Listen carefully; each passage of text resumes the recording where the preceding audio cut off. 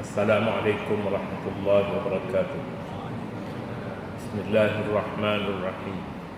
Alhamdulillahi rabbil alamin wal 'aqibatu lil muttaqin wa la 'udwana illa 'alal zalimin. Wassalatu wassalamu ala asyrafil mursalin sayyidina Muhammadin wa ala alihi wa sahbihi ajma'in. Sila ke muka surat 356.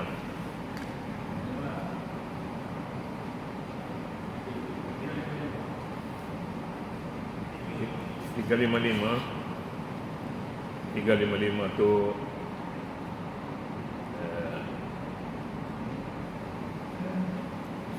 kita nak baca 356. 356 pada sejarah perpecahan manusia.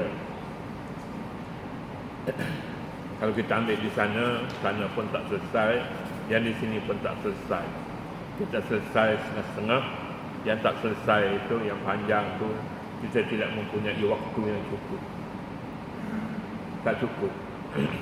Jadi sejarah perpecahan manusia.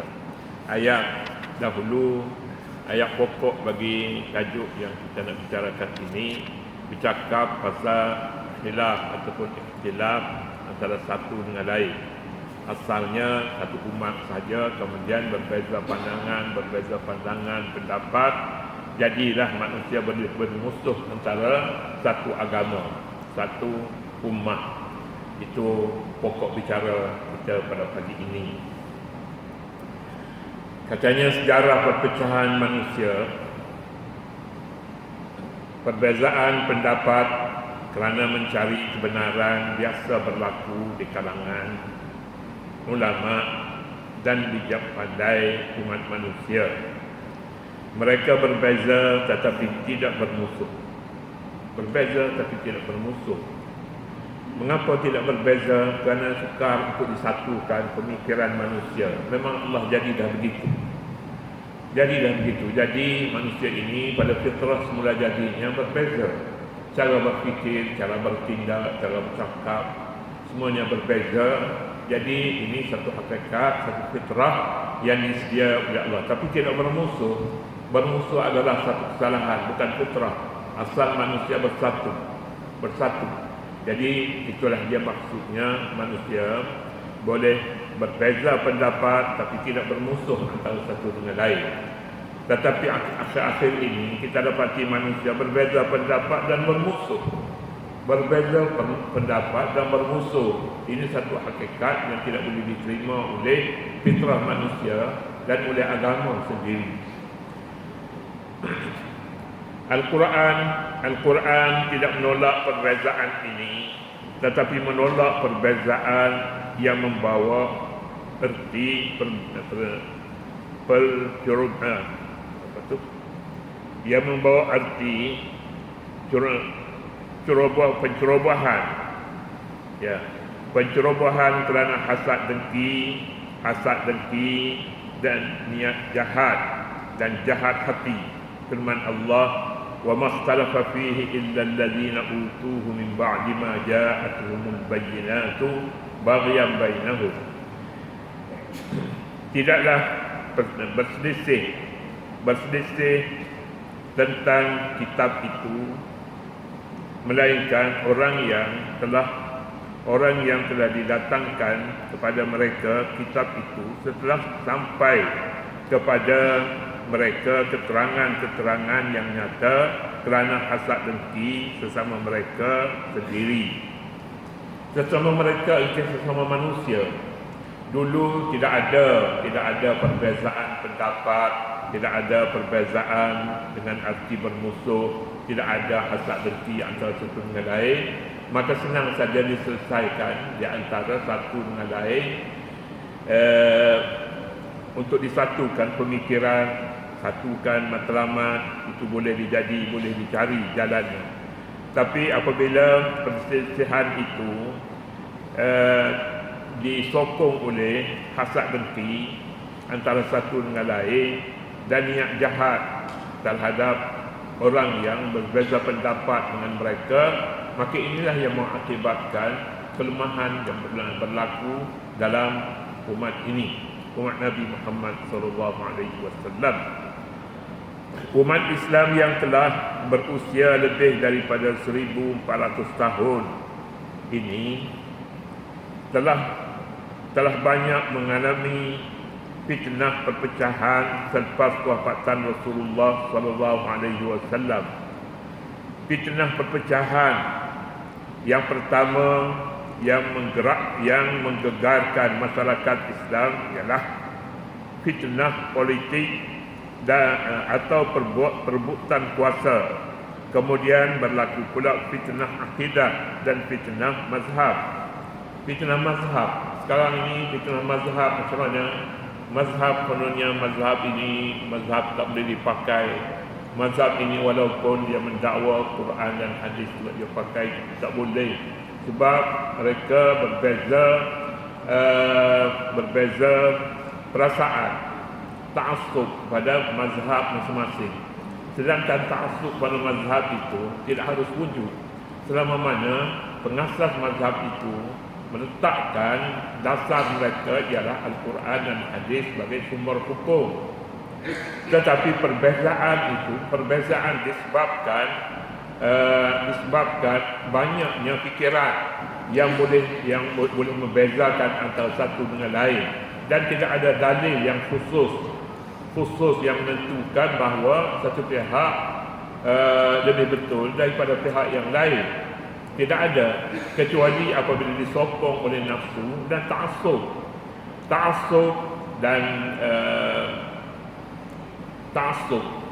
dan perasaan keakuan yang lebih antara satu dengan lain, ataupun dengan disebabkan adanya hasad dengki, maka itulah yang merosakkan mazhab dan ummah pada hari ini.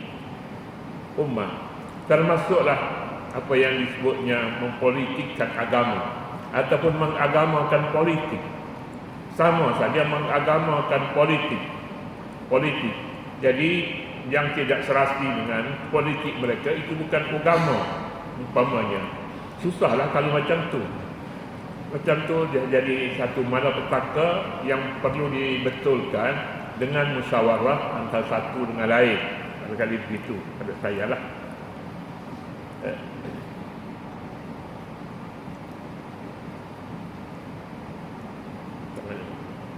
Umat Islam yang telah berusia lebih daripada 1400 tahun ini telah banyak mengalami fitnah perpecahan selepas wafatan Rasulullah SAW. Fitnah perpecahan yang pertama yang menggegarkan masyarakat Islam ialah fitnah politik atau perebutan kuasa. Kemudian berlaku pula fitnah akidah dan fitnah mazhab. Tetapi kebanyakan fitnah itu dapat dikawal berkat perjuangan para ulama, pemimpin yang jujur dan sentiasa berhakimkan Al-Quran dan As-Sunnah untuk mengatasi perselisihan mereka. Jadi dalam masyarakat jika ada ulama yang berwibawa seumpama ini, maka selamat bagi masyarakat sebab mereka dipimpin oleh ulama. Dan kalau ulama juga dipimpin dan matlamat mereka ialah kebendaan, kepentingan diri, maka itu bukan ulama namanya. Bukan ulama. Ulama ini orang yang berilmu dan mempertimbangkan sesuatu dengan ilmu yang ada padanya. Ilmu itu ilmu Al-Quran dan hadis. Jadi apa yang kita dengar lama dan kita dengarnya, ulama ni semua orang ulama, orang yang mahir dalam satu bidang, ulama lah dia dalam bidang pertanian, dia pakar dalam bidang pertanian, maka ulama lah dia. Jadi kalau begitu tak ada orang yang tak pakar dalam bidang-bidang tertentu, semuanya pakar dalam bidang. Sekurang-kurangnya dia pakar belah kambing, pakar belah ayam, belah itik umpamanya, ulama saja. Ialah kalau ikutnya ulama-nya orang pakar dalam sesuatu bidang, maka ulama, maka semuanya ulama. Semua ulama. Ulama dalam istilah agama ialah mereka yang mempunyai kepakaran dalam ilmu Al-Quran dan hadis. Begitulah yang kita fahamnya.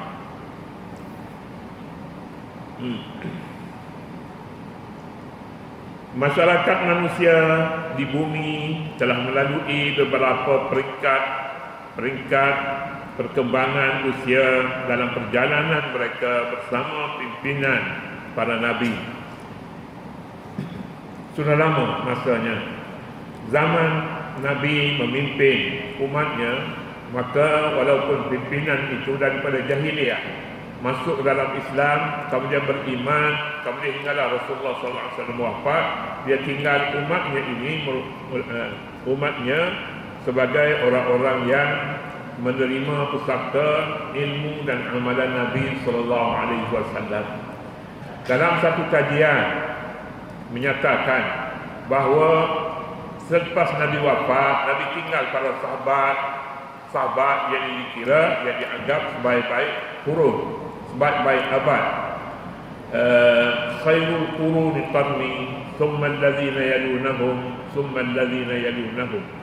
Sebaik-baik abad itu abadku, kemudian yang berikutnya 3 abad pertama dikiranya abad yang terbaiklah yang dikhusus oleh Nabi. Abad tu, kemudian satu abad tu ulama menyebutkan 100 tahun, ada yang menyatakan 80 tahun, ada yang menyatakan 70, ada yang menyatakan 60. Itu pun kacau juga. Tidak ada satu definisi bahawa satu abad itu 100 tahun. Tidak ada di dalam agama. Kalau ada di dalam agama, tentulah mereka tidak berselisih faham antara satu dengan lain. Ini pun daripada 100 tahun satu abad sampai 60 tahun boleh dianggap satu abad juga. Kerana apa sebab, apa alasan mereka? Alasan mereka dalam satu tahun itu 2 generasi ada. Generasi bapa dan generasi anak. Ada pulanya generasi bapa, generasi anak dan generasi cucu juga boleh berada dalam 100 tahun yang pertama. Jadi kalau macam tu untuk menentukan berapa tahun dalam satu abad amat sukar. Kerana semuanya itu merujuk kepada amalan Nabi SAW dan sahabat-sahabatnya. Tak apalah kita iaitu Tuhan sajalah yang boleh menentukan. Jika ramai orang menyebutkan satu tahun itu satu abad, maka dalam satu abad pertama ada bapa, ada anak, ada cucu, mungkin ada titik yang sama dalam 100 tahun yang pertama, mulai daripada wafat Rasulullah SAW.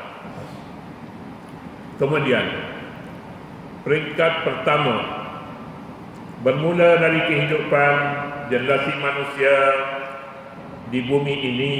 Pada peringkat ini telah tiada perselisihan dan pergaduhan berlaku antara mereka. Tiada pertentangan dan permusuhan.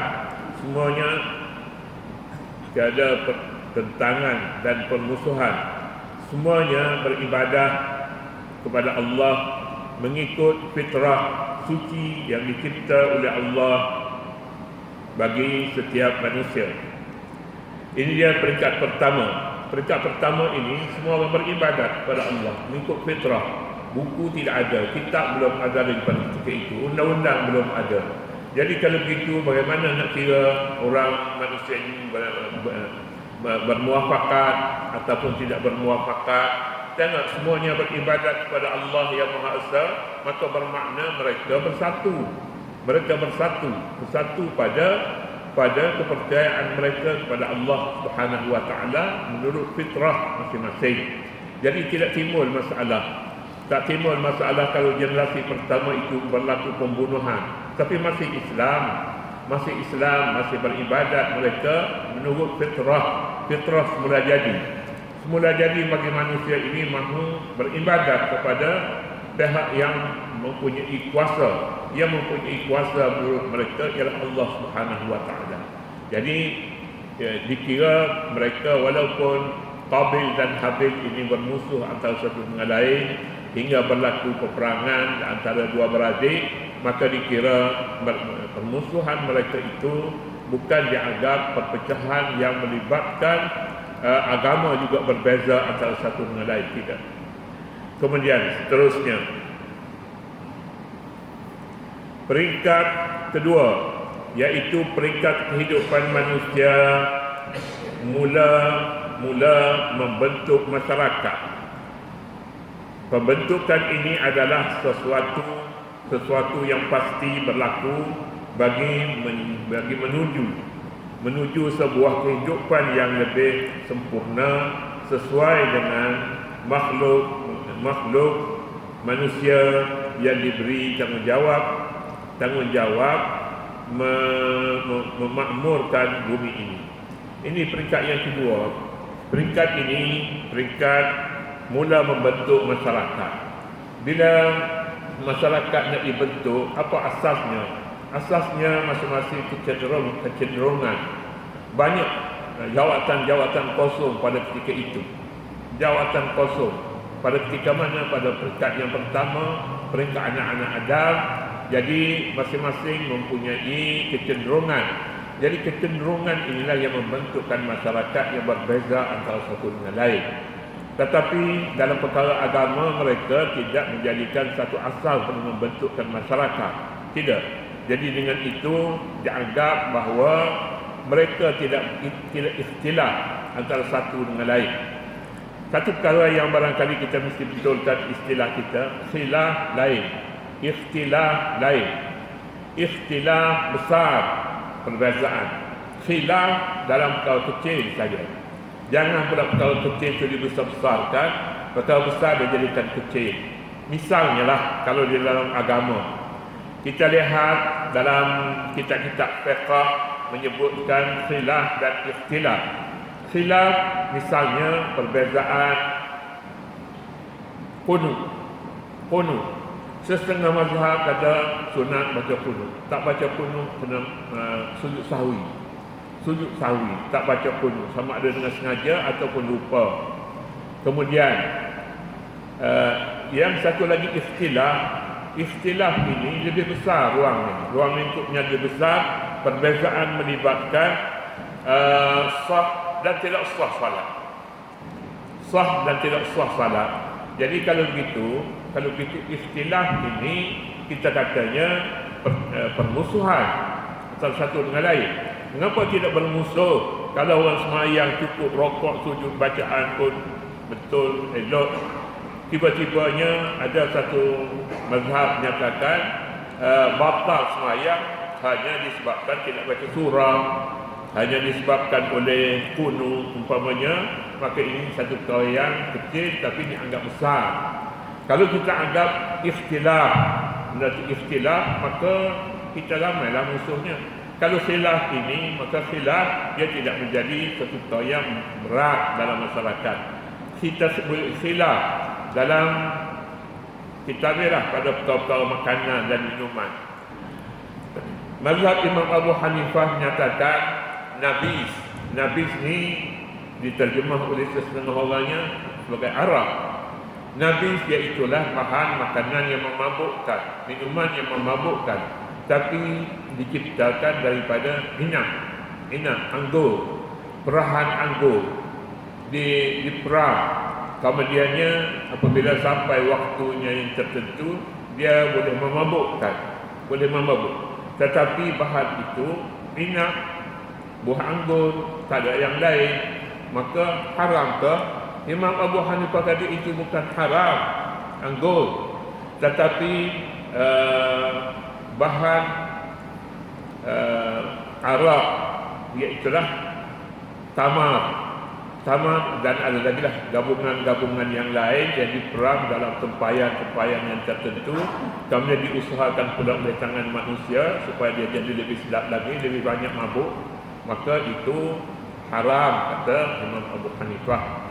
Tetapi ramai ulama menyatakan sama ada nabis ataupun air anggur, air tamak, asalkan dia memabukkan ataupun lain-lainnya memabukkan. Manusia minum untuk mencari mabuk daripada bahan itu. Misalnya air tapai. Itu tapai boleh jadi ada orang yang mencari mabuk daripada air tapai, maka itu arak namanya, bukan nabis. Nabis ini satu istilah dalam mazhab Imam Abu Hanifah, iaitu air yang dicampak ke dalam air itu, air minuman dicampak ke dalam air itu supaya rasanya lebih sedap. Besok dia akan minum air itu, air yang dicampak dalamnya, yang direndam dalamnya anggur.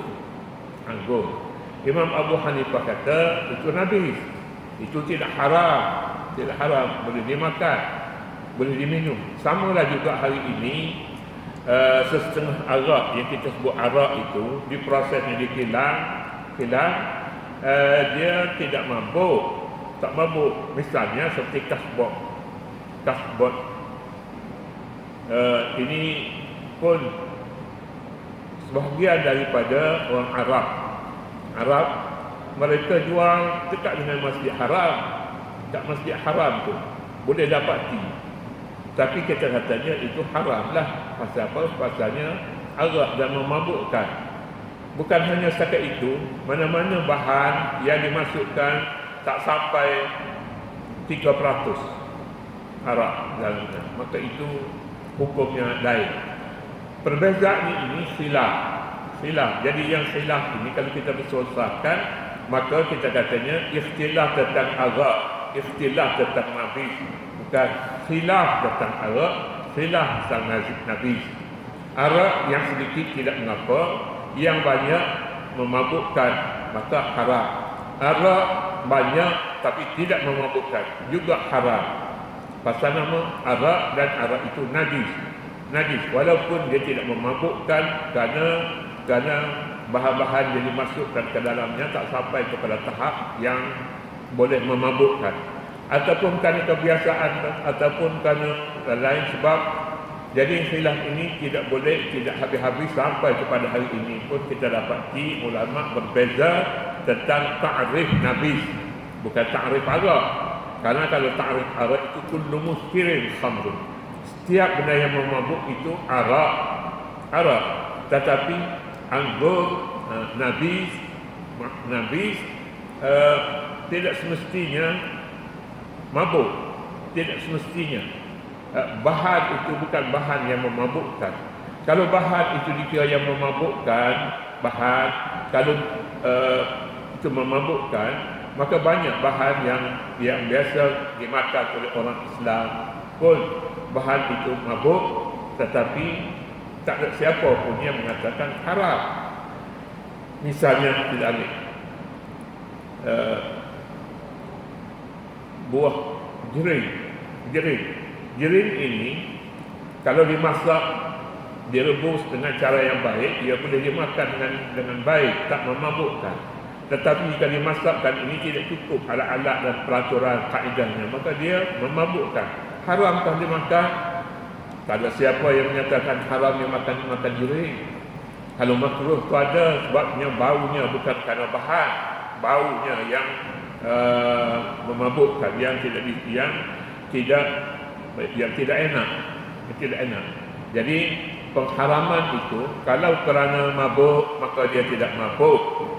Pengharamannya kerana dia mabuk, tapi mabuk itu bukan aslinya bahan itu mabuk. Jadi inilah dia namanya perbezaan di atas khilaf dan ikhtilaf. Ikhtilaf ruang lingkupnya lebih besar. Khilaf benda yang makruh, khilaf juga. Ada setengahnya orang mengatakan makan bawang putih, bawang merah masuk dalam masjid, tak cuci gigi, tak cuci mulut, itu boleh haram katanya, haram. Tetapi ramai ulama menyatakan makruh. Jadi kita biarkanlah kepada kalau khilaf bukan menjadi masalah pokok, tapi ikhtilaf itu yang menjadi masalah pokok. Itulah dia sebabnya dalam kitab ada menyebutkan waqtalafal ulama'u, ada tak waqtalafa, ada ikhtilaf. Ada satu lagi fihi khilaf, pada perkara itu khilaf maknanya ada dua pandangan. Satu pandangan menyatakan makruh, satu pandangan lagi menyatakan haram dan sebagainya. Tapi khilaf disebabkan ada dalil-dalil yang kedua-dua pihak menganggap bahawa dalil itu suci, Quran dan hadis-hadis sahih umpamanya. Jadi itulah dia antara perkara yang kita nak sampai pada pagi ini, supaya kita dengan istilah itu tidak menjadikan manusia ini hilang pokok pangkalnya.